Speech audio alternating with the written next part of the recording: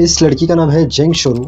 इससे अगर कोई कह देगा कि ये बिल्डिंग में मत जाना, ये बिल्डिंग में भूत है, तो ये लड़की क्या करेगी, कैमरा लेकर उस बिल्डिंग में पहुंच जाएगी देखने के लिए कि देखो भूत है क्या, मैं तो यहाँ पर खड़ी हूँ, कुछ होता है क्या। उसके बाद अगर इस लड़की को कहेंगे कि कोई चीज़ करने से बैड लक आता है, तो ये पहले वो करेगी, सिर्फ चेक करने के लिए क्या उसके साथ बुरा हो सकता है। ये कर्मा को चैलेंज करती थी कि बुरा करने से अगर बुरा होता है तो देखो मैंने ये चीज़ की। इसने स्पिरिट को कांटेक्ट करने के लिए, स्पिरिट को अपने पास बुलाने के लिए हॉरर गेम्स खेली, देखने के लिए क्या वाकई में स्पिरिट से कांटेक्ट होता है। अब इसने एक दिन लाइन क्रॉस कर दी, कोई भी चीज़ की हद होती है ना, इसने लाइन क्रॉस कर दी। उसके बाद जो चीज़ें हुई आपको पूरी कहानी बताता हूँ, इतनी भी कहानी मिस मत करना। और मैं ना ये स्टोरी के 3 पार्ट डाल सकता था, क्योंकि बड़ी वीडियो के अंदर व्यूज़ इतने नहीं आते। मैं अगर छोटे वीडियोस बनाऊंगा, मतलब मैं अगर ये बड़े वीडियो के 3 पार्ट करके डालूंगा, तो व्यूज़ कभी मिलियन भी पहुंच सकते हैं, लेकिन ऑडियंस को डिस्टर्ब होगा। हाफ स्टोरी में से सेकेंड पार्ट देखना, थर्ड पार्ट देखना, इसलिए मैं बड़ा वीडियो ही डालता हूँ ताकि ऑडियंस की लिंक ना टूटे। तो ट्राई करना, अगर आपको वीडियो अच्छा लगता है तो लाइक करे बिना मत जाना, और अच्छे कमेंट्स मैं अप्रिशिएट करूंगा। मैं कहानी चालू करता हूँ, इतनी भी कहानी मिस मत करना।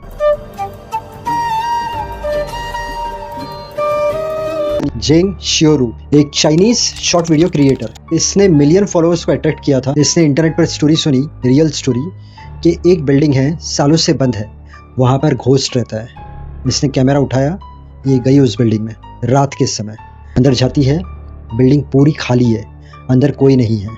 ये देखती है ब्रोकन विंडोज़, ये देखती है डार्क रूम्स, ये रूम के अंदर एंटर करती है। इससे स्ट्रेंज साउंड भी आती है, कैमरे पर लोगों को बताती है यहाँ पर स्ट्रेंज साउंड आ रही है, बट देखो क्या यहाँ पर भूत है, अगर कुछ होगा तो मेरे पास आएगा, मेरे साथ कुछ चीज़ें होगी, देखो कुछ नहीं हुआ मुझे।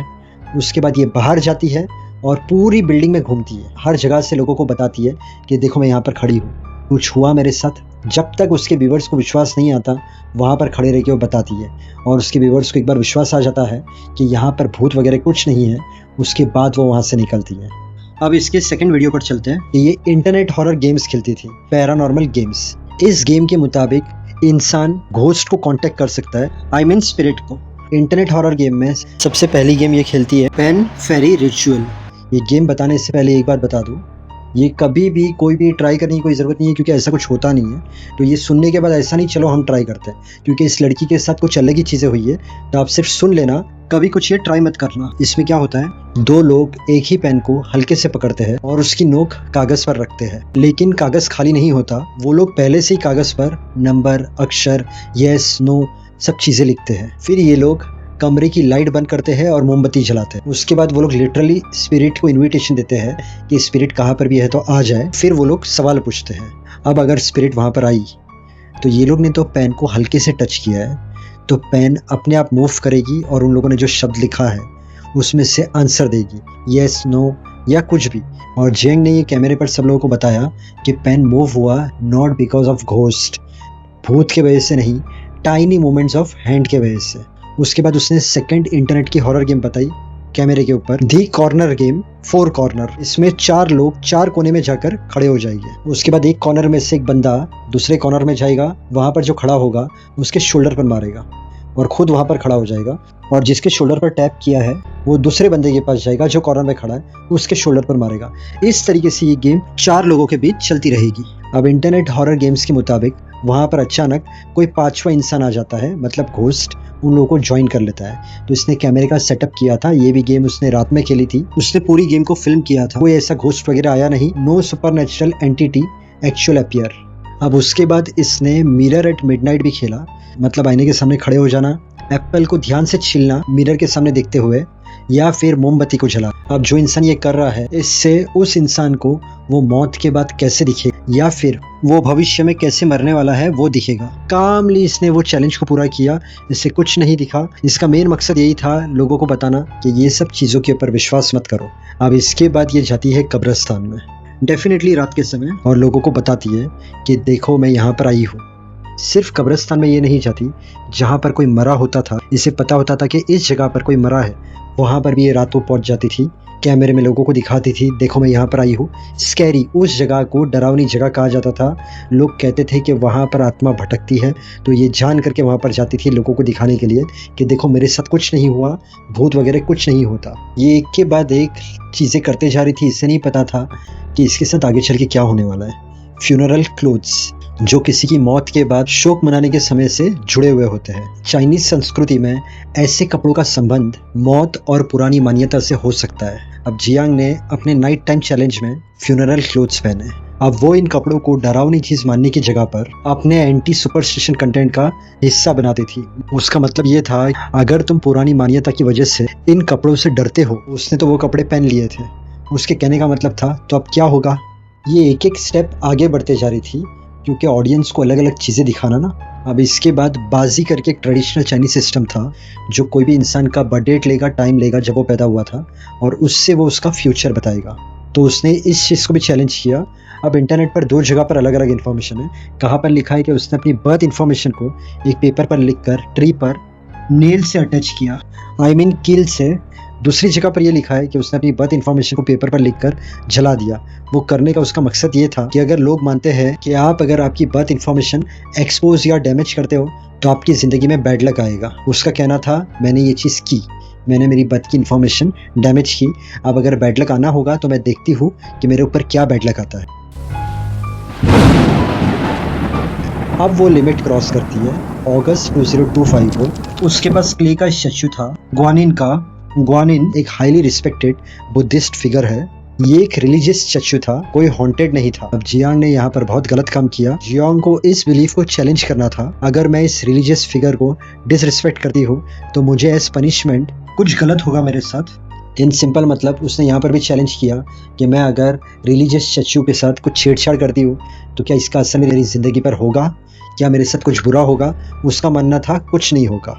जियांग ने हैमर लेकर उसे तोड़ा, उस पर अटैक किया, उस स्टैच्यू पर, एक बार नहीं बार बार, जब तक वो बुरी तरीके से टूटा नहीं। और वो तोड़ने के बाद कहती है, अब देखते हैं मैं कितने टाइम तक जिंदा रहती हूँ। लोगों ने उसे मना किया मत कर ऐसा, बट उसे अपना पॉइंट प्रूफ करना था, ये कुछ नहीं होने वाला है मुझे।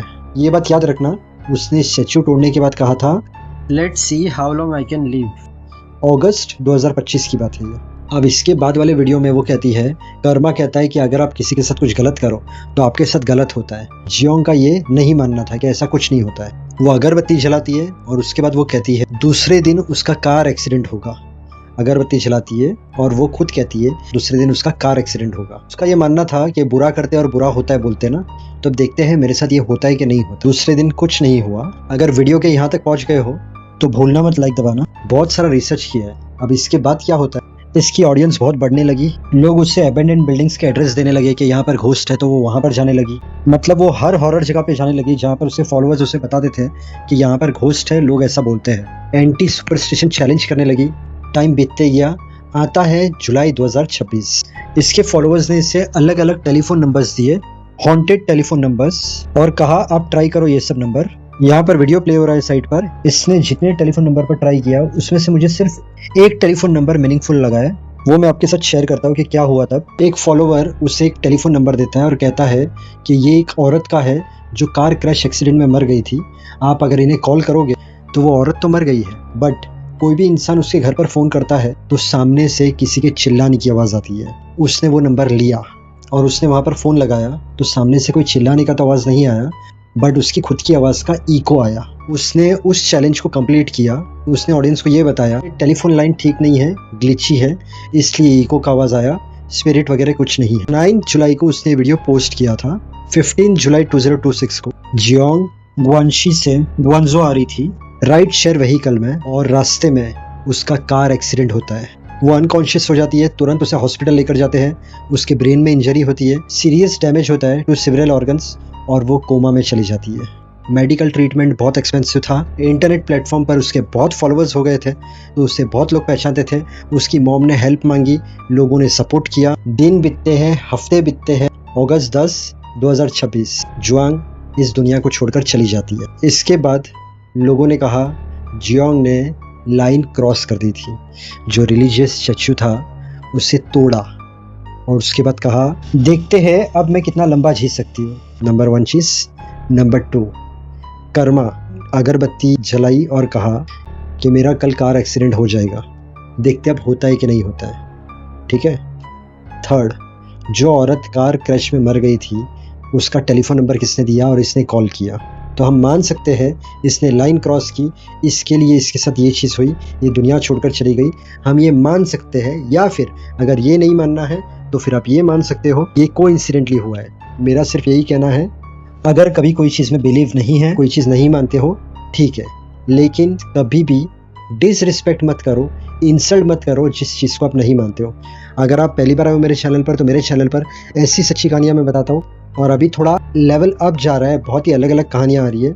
Suspense, mystery, time travel, social awareness के वीडियो, एक्टर्स की लाइफ स्टोरी, मोटिवेशनल वीडियो, आपको बहुत सारी सच्ची कहानियाँ मेरे चैनल पर मिलेगी। यहाँ पर मैंने थंबनेल डाला हो, तो आपके पास जब भी टाइम हो ये सब कहानियाँ देखना, आपको अच्छी लगेगी। वीडियो पसंद आया तो लाइक करना मत भूलना, चैनल को सब्सक्राइब कर लेना, फेसबुक इंस्टाग्राम पर देख रहे हो तो मुझे फॉलो कर लेना। Thank you so much, God bless and wish you very happy life.